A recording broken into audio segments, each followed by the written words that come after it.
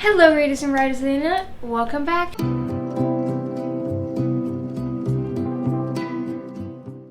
So in this video I'm finally going to be reviewing Magonia. This one has been on my list for a long time. I want to say a complete year for me to review.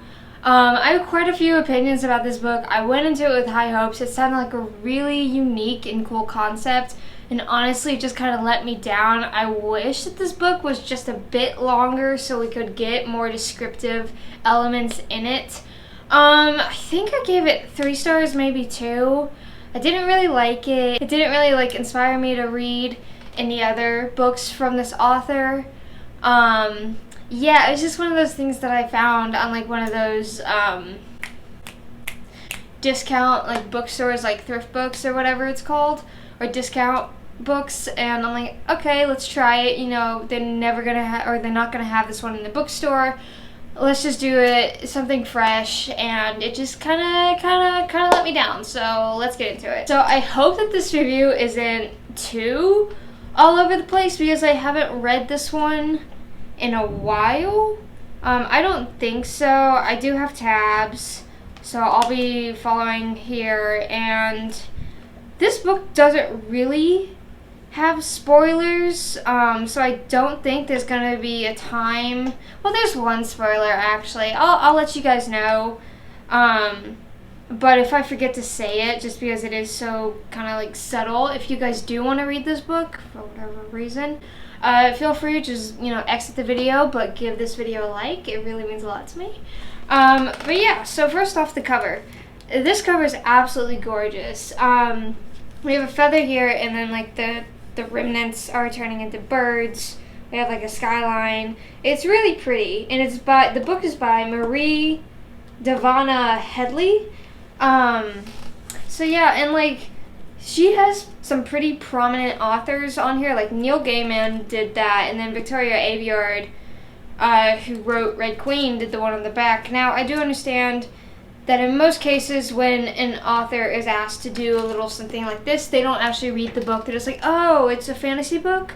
This book is fantastic, like stuff like that. Usually they don't read it. Usually it's just to get the credit on there, which I can understand, but it's still kind of surprising that they managed to get 2 very well-known authors. But yeah, let's get into it. So Aza, right? Yeah, Aza is the main character. She's actually kind of allergic to the air. It's hard for her to breathe. She has problems with her lungs. And I'm like, oh, this is kind of cool. It reminds me of everything, where everything she's allergic to. But yeah, so she has all these problems, and then she has a friend named Jason who's always there for her, blah blah blah. She has parents and all that fun stuff. If I remember correctly, this book, it's written pretty weirdly. The characters, I believe they're teenagers, but the way that's written and makes it seem like they're trying to be more smarter, and a bit more pretentious than regular people. Like this line right here, it's almost like the author and therefore the characters are speaking to us personally, which isn't really a big deal, but it just sounds like they're writing in a diary and you're just kind of reading it. But it's side note, invalid. Whoever invented that word and made it in the same word as not valid, that person sucked. It's what's the point of that little side note? It doesn't really tell us anything. It just tells us that she doesn't really like the word invalid. And you get that all throughout this book of them just being stupid stuff, or it really feels like you're reading a diary entry. Today, question mark, today sucks. It's just worded really weirdly, and as I was reading it, I'm I can't connect to the characters because I feel like they're talking personally to me, and this is a problem. I'm going to go on a kind of a side quest here, so sorry. This is kind of a problem that I run a lot on stories on Wattpad and Inkit, which are 2 platforms that I write on. One of them I'm relatively popular on. They're listed down in the description below, like always. But I've gotten requests from people to read their stories and give them like tips and all that. And the main thing that I see is the main character is personally talking to the audience. Now, there are books that I have read in which you is used. Like, if you see that, you should stay away from it. And it's kind of implied that it's talking to everyone, reader, character, everything. But the main thing that I run into on Wattpad is that, like, it's like, and it's not a documentary style type book. It's not anything like that. That would be a bit more understandable. It's they're living through the moments, but they're also somehow recalling the moments. Like, they're like, you're probably wondering how I got here. I don't know. And then, like, they continue with the story, like, in the present, but also in the present, they continue to talk to the reader. So I'm like, this feels like a recap, and because it, hi Max, and because it feels like it's a recap, I don't really feel any danger for this character, because if they're retelling it, then they make it out. Unless, like, this could work if it's like, I don't know, someone finds like a diary in the woods and they're reading through it, and then like you get to the end and you're like, oh, they died. But you know, it's just weird how it's written, like to the reader. I'm just like, okay. Also, the author also seems to be kind of self-aware. I tabbed this line. It's like, it's some kind of Peter Pan plus E.T. hybrid, and they're talking about something else here. But after reading the book, and even after the cover, I'm like, this is an E.T. plus Peter Pan hybrid, you know? It's like the author's like self-aware, and in a book, you don't really want to call out what you're related to, especially when there's such like beloved classics as those. It's like me taking my fantasy book, and like consistently saying it's exactly like Game of Thrones. You're gonna love it because it's like Game of Thrones. It's not like Game of Thrones. It's really not. And to make that comparison is just, you know, it's hurting me more than it's helping me. I just felt that was kind of weird, kind of self-aware, kind of. I don't know.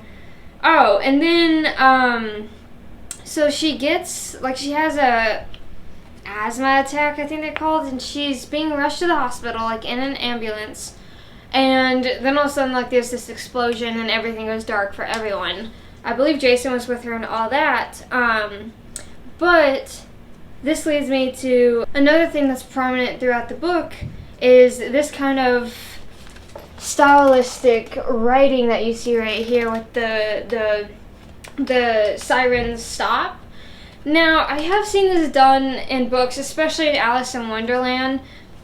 That one is a very stylized book. It's like Alice fell down the rabbit hole and the words are literally going like that to represent falling. And in this scenario, it's representing her like passing out. And by the way, this is just a quick side note. Like, she passes out and yet she's still able to think. Like, it goes Eli screaming and then the sirens stop. And after that, question mark, there's nothing. So, like, you know, it would have been fine just to end it on stop. Again, it's like she's retelling us the book, and I'm like, I don't need that. I just need to, you know, see it through your eyes. Like you don't need to be like, I don't know what happened after that. Obviously, you don't know. You're blacked out. You know, you're comatose at this point. But yeah, going back to the stylized choice, I've seen in some books, even in We Hunt the Flame, it would go something like, and it wasn't often, but it was in there. It was like, and then she dropped to her knees. You know, like it was spaced out like that to represent falling. I didn't really like it there. I didn't really like it here, just because it was so unexpected. You know, it's something like Alice in Wonderland, you kind of expect that. But I believe this one, which is this far through the book, is the first time we see any of that stylized, you know, wording. Is just off-putting. It's so off-putting. It doesn't make it seem real. And, like, I could kind of see this working if it happened once she met, like, the bird people. Then that started to happen, because it's more of, like, a whimsical place, you know. I would get it kind of there, but, like, it just makes no sense. And then immediately after that chapter, Jason is reciting pi. Like, I'm not kidding. Like, look at this. Like, 3.14, and then down here, and then up here somewhere. And, like, Jason is said to be smart, but I don't think anyone is that smart to where they know all of that pi in that sequence. I don't know. It reminds me of them just kind of being like pretentious, you know? And like I can't really relate to them. It would have been more relatable if maybe he did like 3.141569 over and over and over and over again. You know, those are the first few digits of the thing, I believe. I'm not sure about the 69.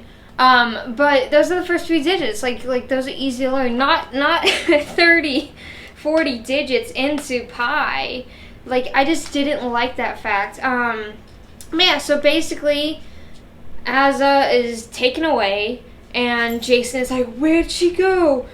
You know, I never got to tell her I loved her. And it's like, no, we're doing this! No! And then we get to, Azza being in the sky, and this is where, like, I actually got, you know, a likeness for this book, because the ideas in this book, they're actually really cool. They're genuinely creative and thoughtful. Like, I don't think I've seen another world really like this. And again, it kind of... Upstairs neighbors, are you okay? Can you stop? But, like, it kind of reminds me of Peter Pan, but it has its own unique twist about it. And this is what really upset me about this book, is that I loved this premise. And when I finally got to it, I'm like, this is so cool, so creative, so unique. And then it barely goes anywhere with that. I'm like, no, you know, it's like, because you have, you know, because a creative premise can go very far. Like in Strange the Dreamer, that's relatively a creative premise, and that's a very big book. This Savage Song, that's a creative premise. It's a relatively big book. Caravel, Vicious, Nemesis. Here's where we kind of get into like similarities in the fantasy, but still they're relatively big books, and they're creative in their own right. That, you know, I enjoyed most of them. But this one was really, really creative. I'm just gonna compare it to this Savage Song, because that one is like probably the most like unique thing that I have so far, I guess, maybe. Yeah, possibly, yeah. But this book is so short, and it never explored into this. I'm like, why? Why? You know, like I spend hours reading the same recycled fantasy world over and over and over again, and the same premise and the same sexism over and over and over again. And then I get something like this, and it's like glossed over. I'm like, what? Why?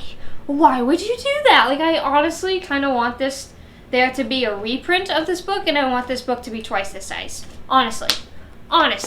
But anyway, so Azza is told about the rostra, which are what we call birds, but in the skies, they're hybrids of people and birds. So one of them, I believe, like resembles like a chicken. So like they have like, you know, long flowing like tail feathers and like a spiked red thingamabob. You know, some of them are like blue jays, so they have like blue feathers like on their cheeks and their skin, and their hair is blue and their eyes are blue, and that's really cool. And they also have little birds like in their chests.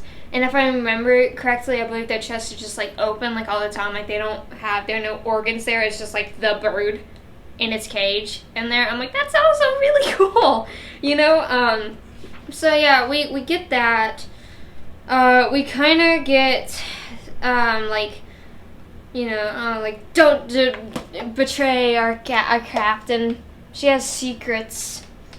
And like, I'm not gonna say the spoiler. It's pretty obvious when you read the book, and I know I'm not doing the best job of it, but it's pretty obvious what the spoiler is. But we'll get to that later. And again, here's where we have another stylized thing with the home. I'm like, why? Like, it just sidetracks me. It takes me out of the thing. You know, it doesn't help me. It hurts. It hurts.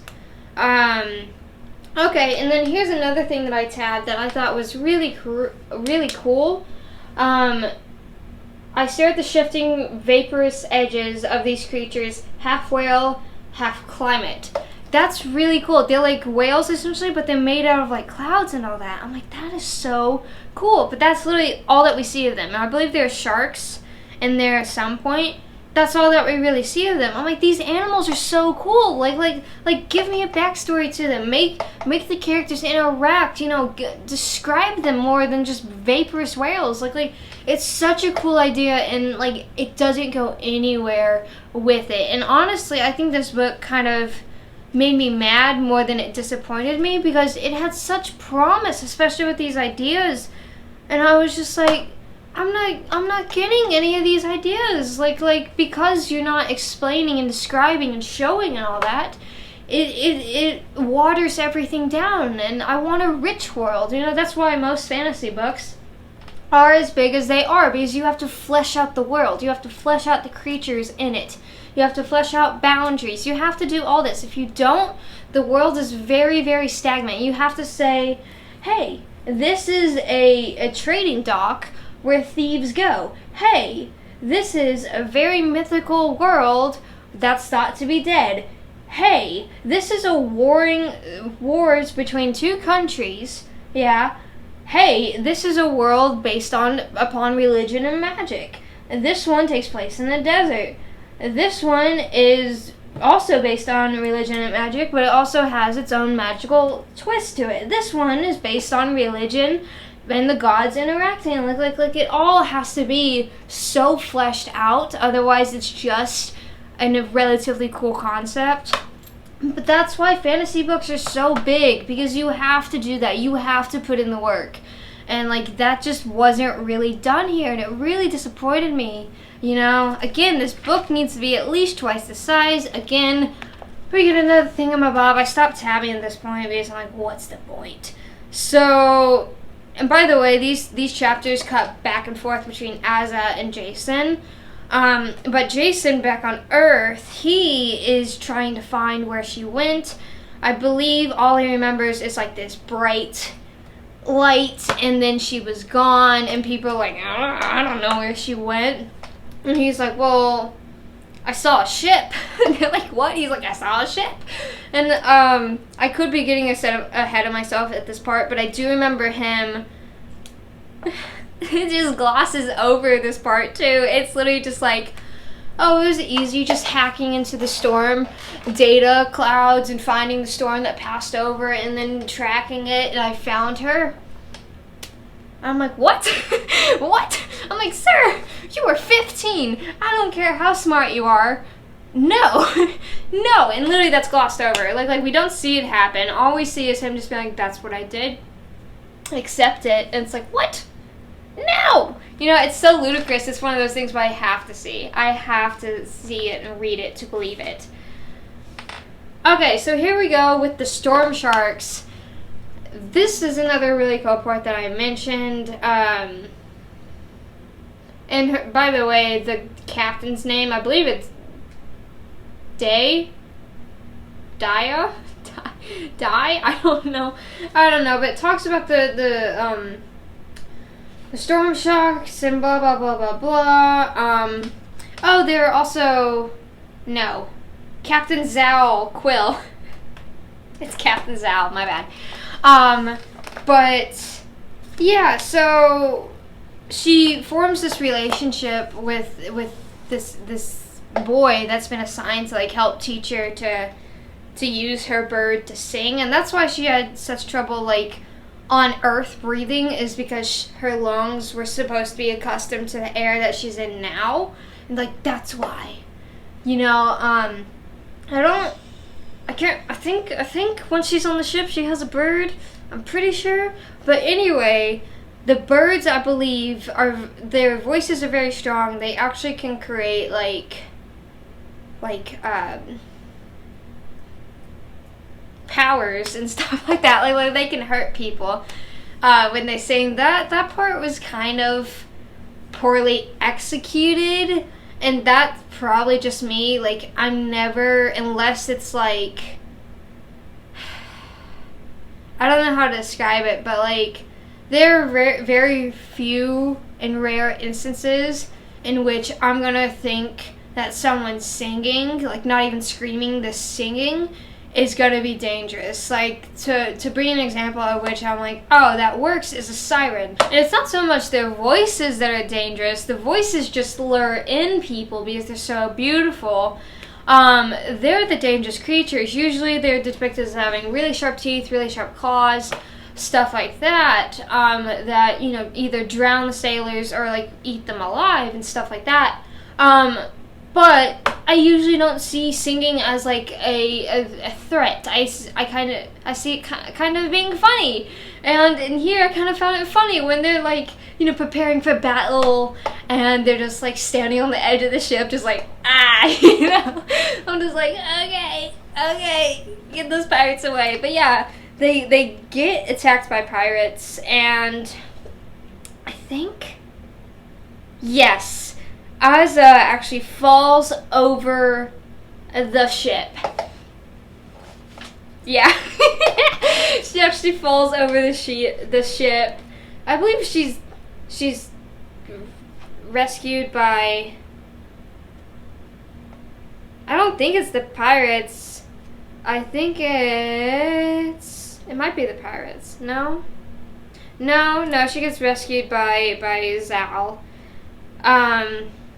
But yeah, so like that happens. Asa proves that she's not skilled in combat whatsoever. I don't know why this was done. I don't know why that section was done. Again, it can be done.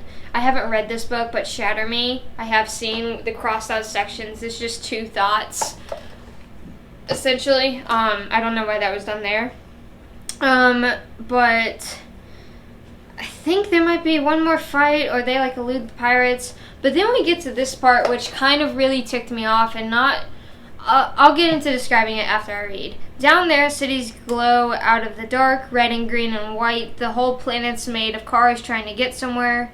I feel like I was blind when I was down there, and now, ? And then she says, what do you want from me? So she's willing to do what the captain asked just because Zhao was like, look down there. Look at what the humans have done. Now, I'm not going to lie. I'm not the biggest fan of... I just blanked on what it's called. On, like, eco storylines. Mainly because they are so, like, pounded down everyone's throat. It's like, we have to clean the water. We have to clean the air. We're all going to die. And there is a correct way to do it. You know, subtly. Like, if a story took place in, like, I don't know, London. We'll just go with any period of London, to be fair. Probably around the 1920s, though. You know, there's so much, like, smog and soot and no safety precautions whatsoever. If that was in the background, and then maybe, I don't know, like, someone got, like, the main character got hurt, or someone that they loved got hurt, or, like, you know, a newborn baby, they just couldn't handle the smoke and, like, all of that, and they ended up being killed, then I would be like, okay, that's really well done.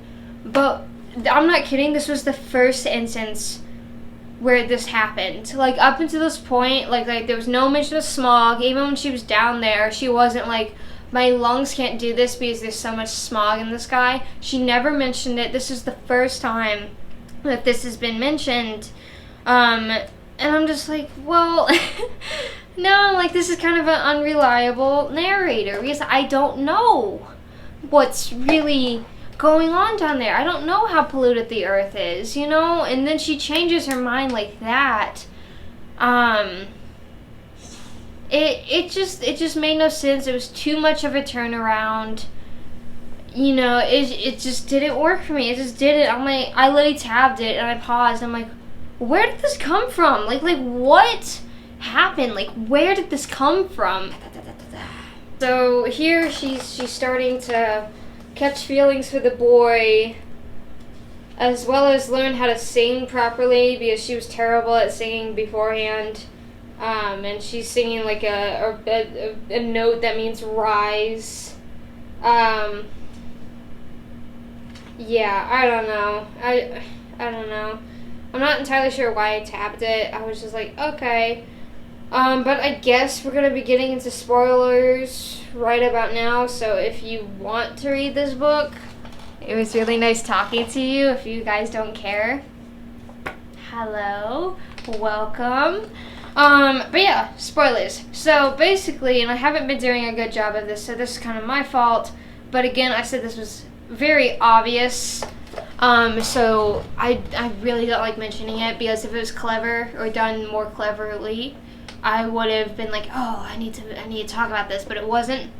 But the Captain Zal is Aza's mom, and it was so obvious, like, from the beginning. And it's also obvious that Zal is, like, a bad person, because everyone warns Aza. They're like, she has secrets. Don't trust her. She's like, she's my mom. I'm gonna trust her. I love her. She's my mom. I'm like, you met her 2 days ago. You know, like literally, like, that's her mentality. She's like, she's my mom. She'll never betray me. She left you on Earth for like 17 years. Yes, she will. Yes, she will. You know? So, like, that happened. Oh, and Die is the boy that she's falling for. So we have that. And then there's an execution that happens, and he says, that was the first execution I've seen. He says, and I feel him shaking, and she says, yeah, me too. But here's the issue with that sentence, and I'm all for someone who doesn't kill or is not prone to death being forced into a world where they kill and are prone to death. That's low-key kind of my main character's backstory.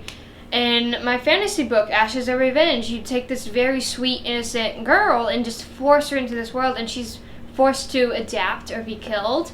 And I actually love that subplot. It kind of happens here. With a few characters, it happens here. Not kinda, sorta, not really. Kinda, sorta. Nah, no. But you get what I'm going for. But here's the problem that I have with that. They fought already, and they fought a lot. And if I'm remembering correctly, and I'm pretty sure this is why I tabbed it, they've killed quite a bit of people. Like, they've seen a lot of people die. And this is the one that does it. Now, I believe that I'm not sure if they knew this person or this was, like, someone that they captured and Zal killed.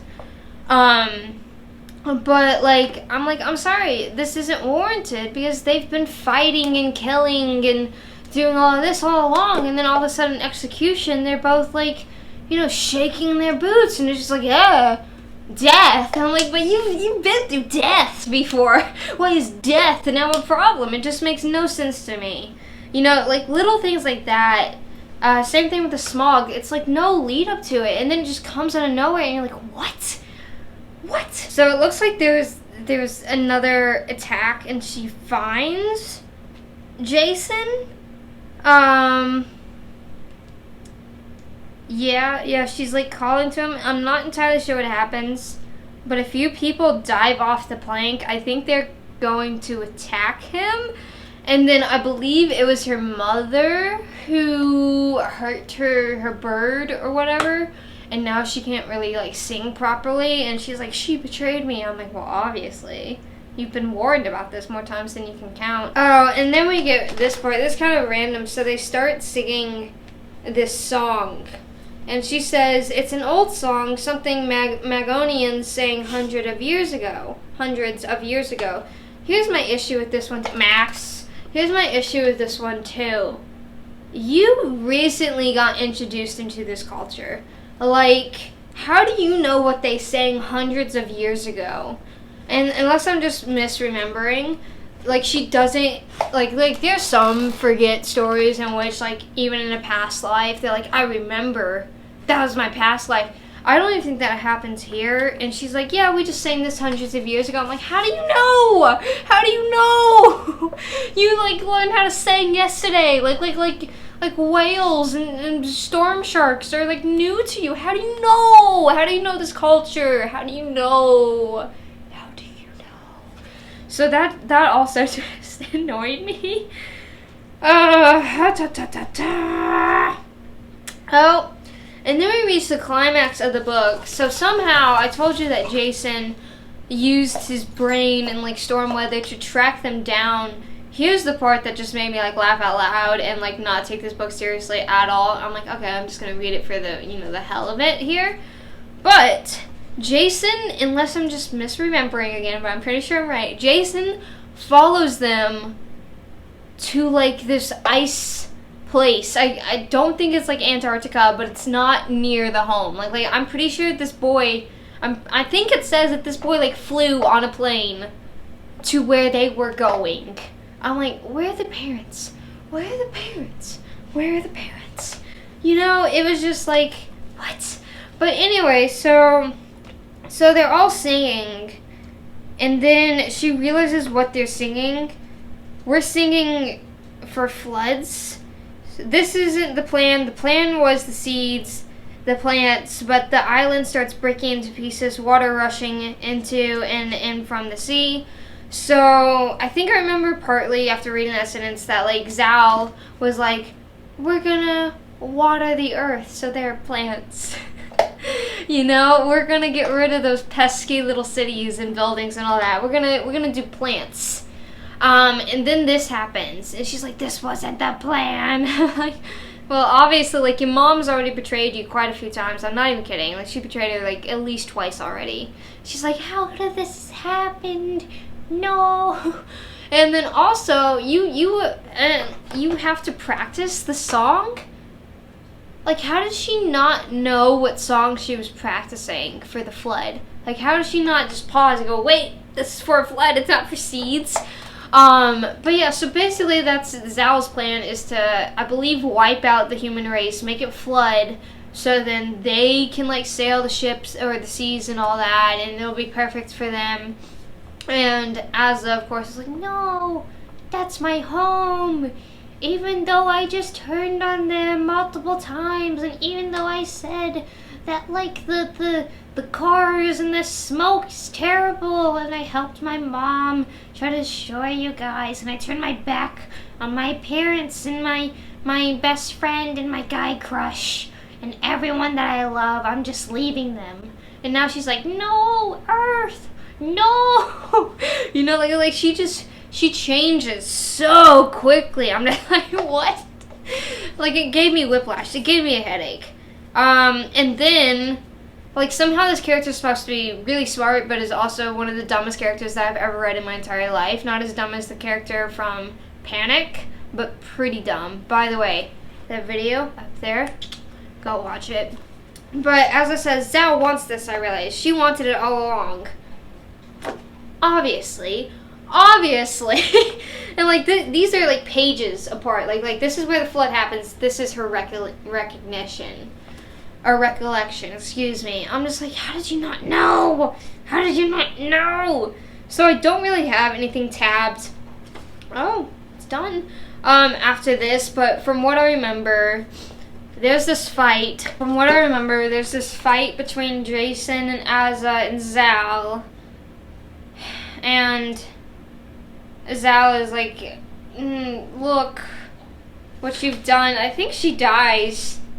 That or she's taken hostage. Actually, I think that she's taken hostage. Wait.